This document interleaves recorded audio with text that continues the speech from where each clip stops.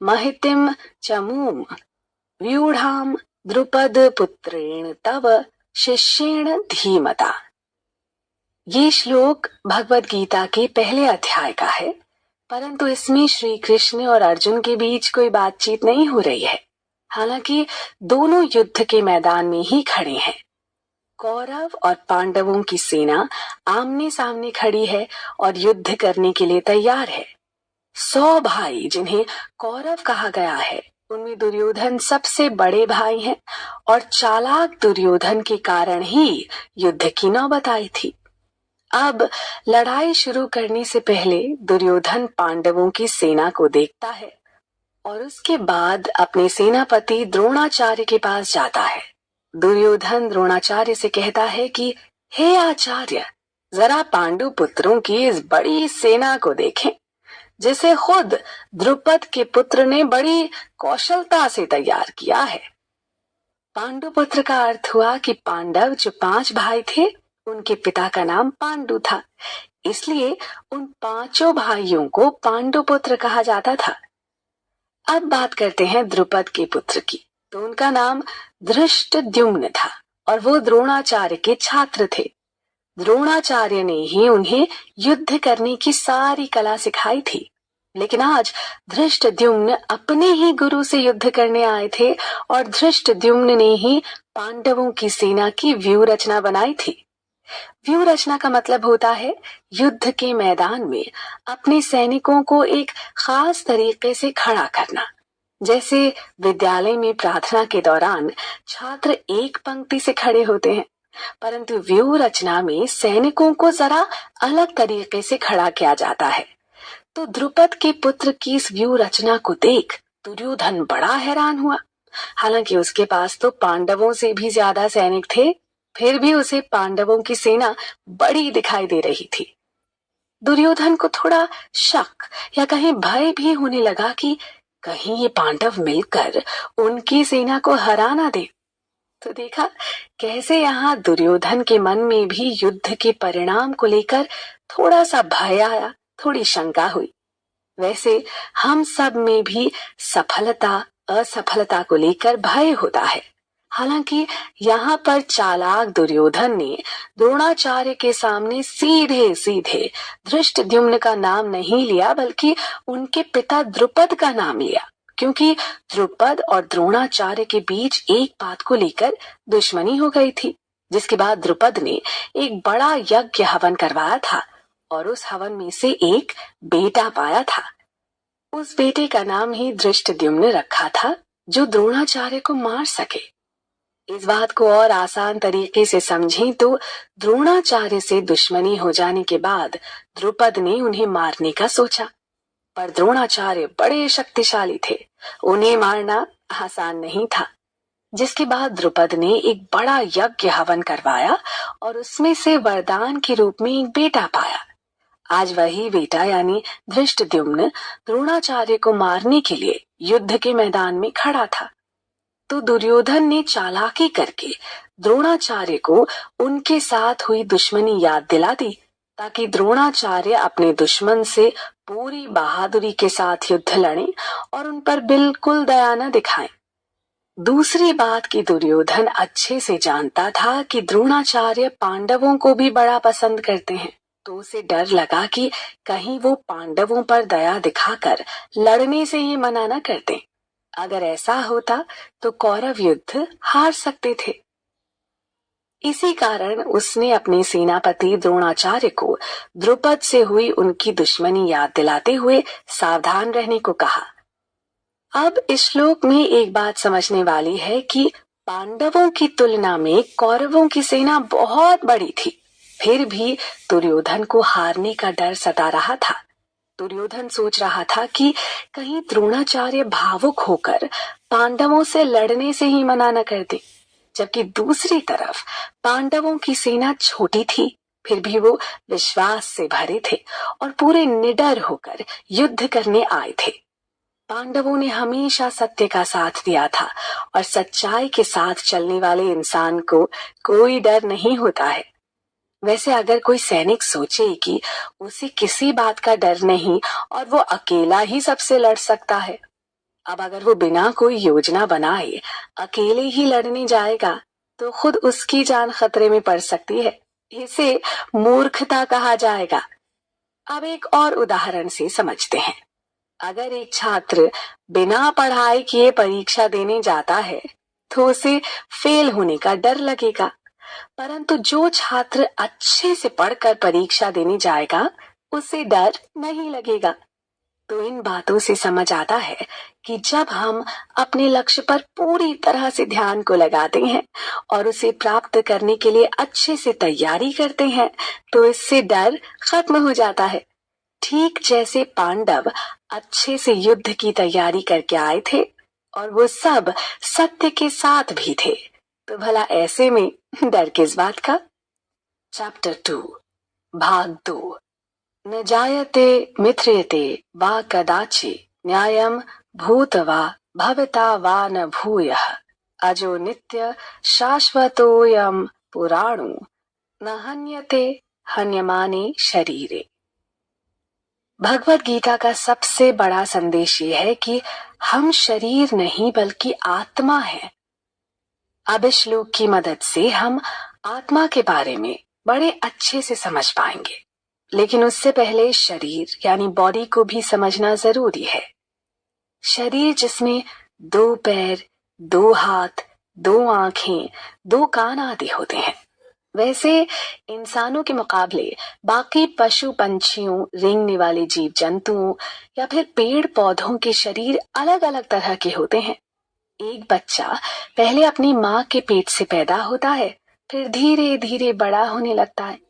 एक समय पर वो बच्चे से जवान हो जाता है और फिर धीरे धीरे बूढ़ा होने लगता है और बूढ़ा होने के बाद वो मर जाता है। यानी एक समय पर ये शरीर नहीं था, पर एक समय पर ये दिखाई देने लगा, बड़ा होने लगा और एक समय पर मरने के बाद शरीर फिर दिखाई देना बंद हो गया। परंतु आत्मा के साथ ऐसा कुछ भी नहीं होता है। आत्मा का स्वभाव इन सब के ठीक उल्टा है। इस श्लोक में श्री कृष्ण ने अर्जुन को बड़े अच्छे से आत्मा के बारे में बताया है कि आत्मा न जन्म लेती है और न मरती है। ये शाश्वत है, अजन्मा है, नित्य है और पुरातन है। शरीर के मारे जाने पर भी आत्मा नहीं मरती। यानी आत्मा न तो पैदा होती है, न तो बूढ़ी होती है, न तो मरती है, न उसमें कोई बीमारी लगती है। आत्मा तो हमेशा से थी और हमेशा रहेगी, शरीर के मरने के बाद भी रहेगी। भगवान ऐसी बातें इसलिए बोल रहे हैं ताकि अर्जुन के मन से युद्ध करने का डर निकल जाए।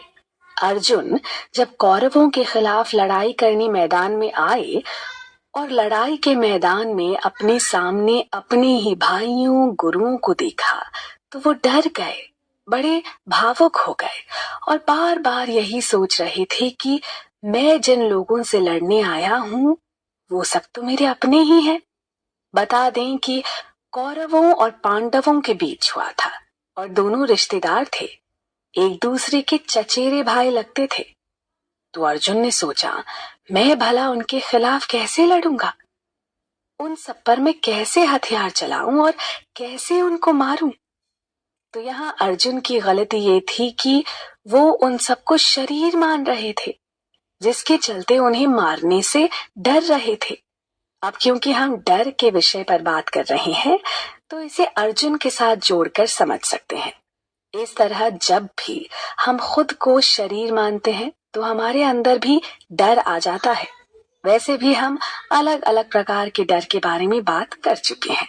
उसमें मौत का डर सबसे बड़ा माना जाता है, लेकिन श्री कृष्ण के ज्ञान से इस डर से भी बाहर आया जा सकता है।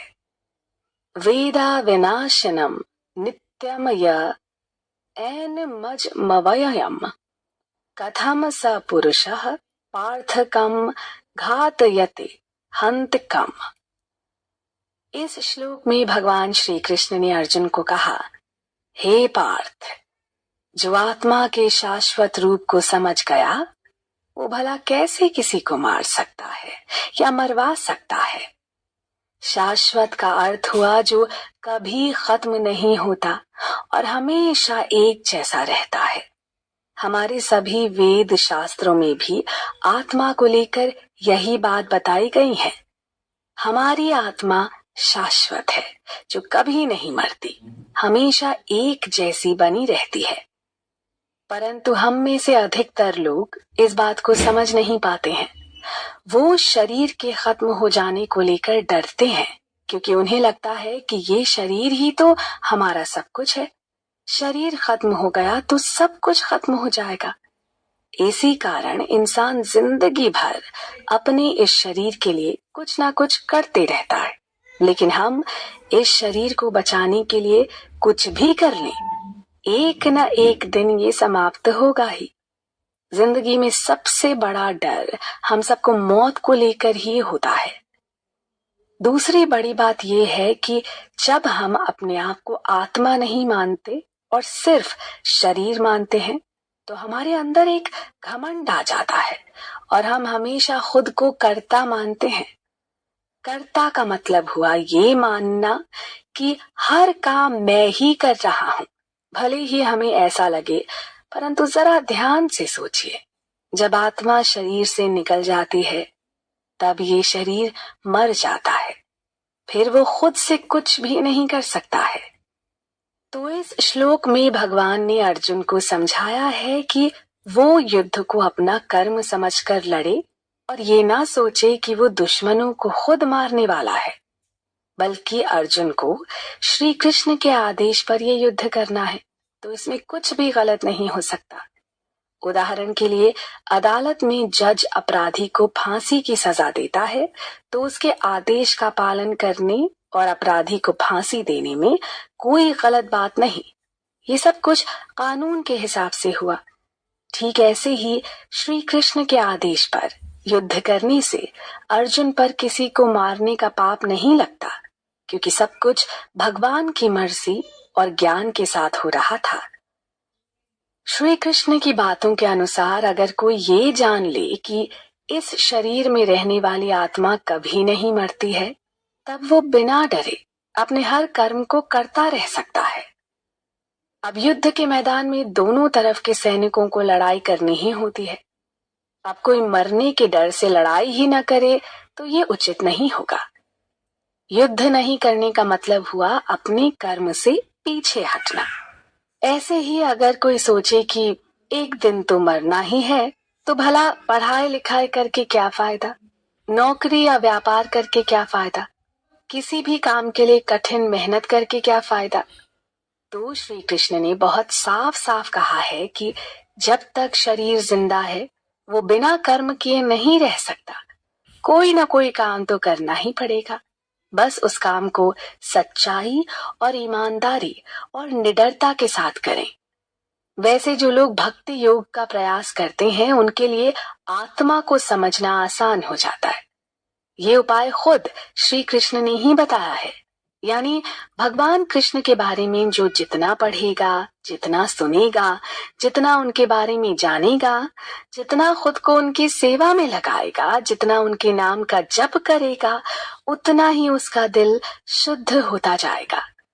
जिस दिल में खुद भगवान परमात्मा रूप में बैठते हैं। जैसे जैसे व्यक्ति का दिल यानी हृदय शुद्ध होता जाता है, उसे वैसे वैसे आत्मा और परमात्मा का भी ज्ञान होने लगता है, जिसके बाद व्यक्ति के अंदर छुपा हर डर खत्म हो जाता है। नेहाभिक्रमनाशोस्त प्रत्यवायो न विद्यते स्वल्प मयप्स्त धर्मस्त त्रायते महतो भयात्। इस श्लोक में भगवान कृष्ण अर्जुन को बताते हैं कि जब व्यक्ति अपने सारे काम कर्म योग के अनुसार करता है तो उससे कभी नुकसान नहीं होता और न ही कोई उल्टा परिणाम देखने को मिलता है। जो इस कर्म योग का अभ्यास करता है, भगवान कृष्ण उसकी महान भय से रक्षा करते हैं। तो इस श्लोक में बहुत कुछ जानने समझने को है, जैसे कि कर्म योग क्या है और आखिर भगवान किस महान भय की बात कर रहे हैं। सबसे पहले कर्म योग की बात करते हैं। कर्म का मतलब होता है काम करना। ये काम हम अपने शरीर से भी कर सकते हैं और अपने दिमाग से भी, यानी सोचने वाला काम। इंसान जब सारे काम सिर्फ अपनी खुशी या फायदे के लिए करता है, जो काम वो सिर्फ अपने शरीर के लिए करता है, तो उसे सिर्फ कर्म कहते हैं। लेकिन जब हम अपने सारे काम भगवान को याद करते हुए सिर्फ उनकी खुशी के लिए कहते हैं, तो उसे कर्म